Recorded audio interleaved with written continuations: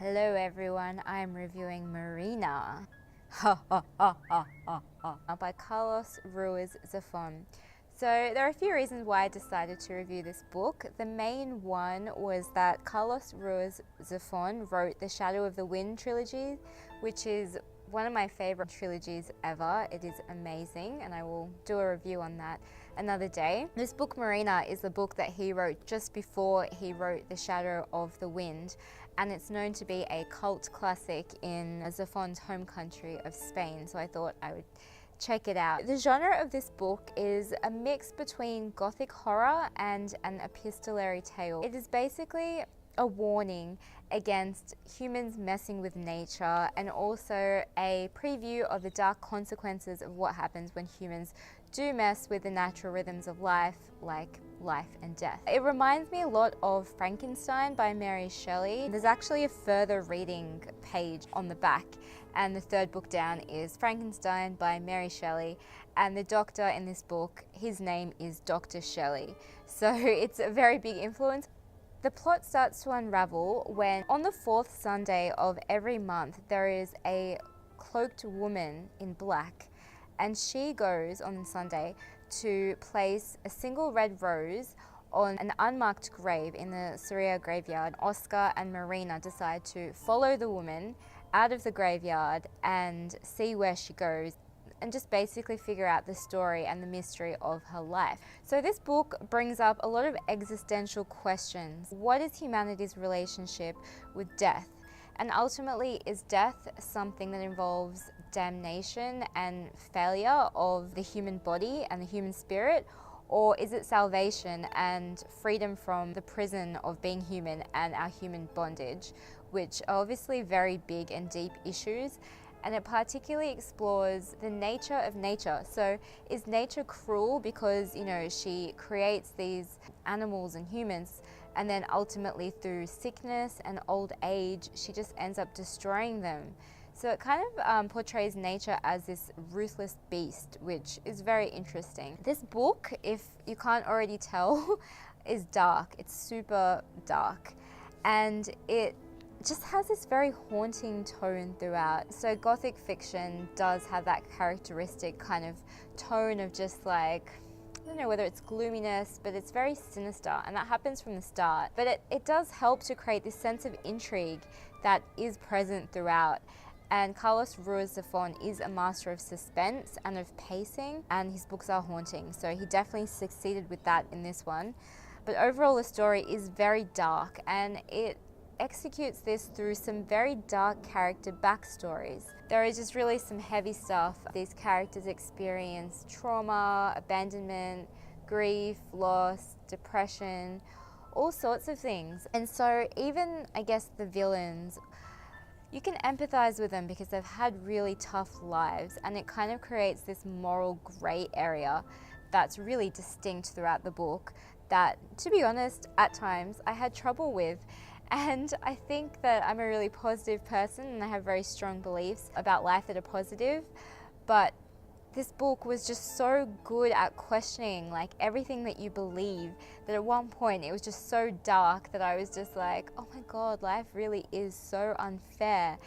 And the book really hijacked my mood, and I had to put it down for a good 2 weeks or so. And when I next decided to pick it up, because I was just so close to finishing, I had to be with someone so that I wouldn't get freaked out and super sad.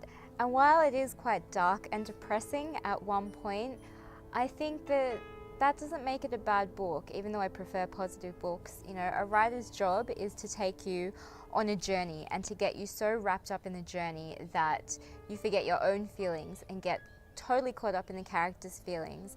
And that is completely what happened to me in this book. I started not being able to distinguish the character's pain from my pain, which wasn't even there. So Carlos Ruiz Zafón has done a fantastic job of getting us lost in these questions, these existential questions, and this world where everything is just shrouded in this veil of perpetual darkness.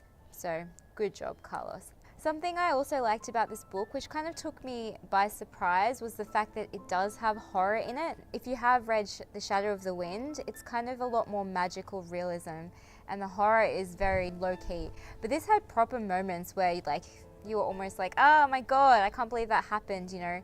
The equivalent of in the movies, like this creepy hand grabbing an ankle and everyone screaming in the movie theater. Like, there were moments like that. So if you like horror and being scared, I think that it did that. That said, I'm a bit soft on horror, so maybe not, each to their own. The characters in this book, most of them had a lot of depth. The backstories were amazing, like their histories were so intricate and well thought out. In terms of the main characters, Oscar is a 15-year-old boy, he's the protagonist, and we get to see the world through his eyes. Oscar is, you know, sometimes you feel like he's just a narrative device to carry the story along, but I didn't mind at all. I mean, he's very relatable, he's very normal, and in this world that is kind of so weird and surreal and everything is just messed about with and gone wrong, he actually provides quite a strong measure of normalcy, and I think that that was really good to anchor us into reality and not get too lost in the darkness of this book. I really liked his friendship with Marina.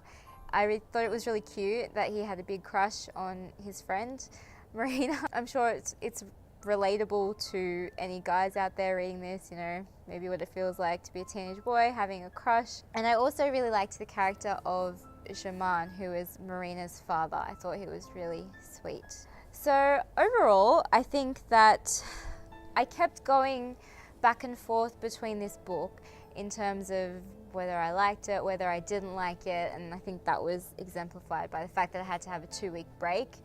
But overall, I did like it. It was a bit dark and depressing, so if you're not in the mood for that and for heavy existential questions, I would suggest you stay away from it.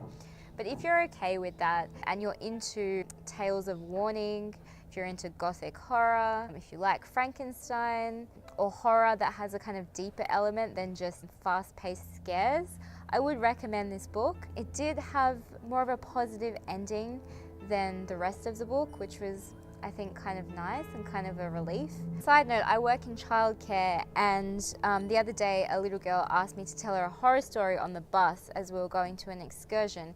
And I don't usually like horror or the idea of scaring people, but because she asked me and I'm a writer, I decided to tell her a story. And I just made one up, and I think that I was helped a lot by having read Marina so recently. Marina really gives a feel of what darkness and scaring someone and that general haunting feeling should be. So I definitely have to give it props for that. So I would say that I'd give it somewhere between a 3 to 3.5 stars out of 5, if that's possible. So that is it for my review on Marina. I hope that you enjoyed it. If you like Carlos Ruiz Zafón, it gave you a bit of an insight on one of his earlier works. If you liked this review, I'd be so grateful if you liked and subscribed to my channel. If you would like to receive notifications of when I upload a new video, just remember to click on the little bell icon, and definitely leave a comment if you want to talk about this book or gothic fiction or gothic horror in general, because it is something that I'm open to reading more of, and if you have any recommendations for me, that would be really appreciated and I would love to hear them. So thank you so much for watching. I'm very grateful, and I hope you enjoyed it, and I hope you have a fantastic day. So take care, lots of love, bye.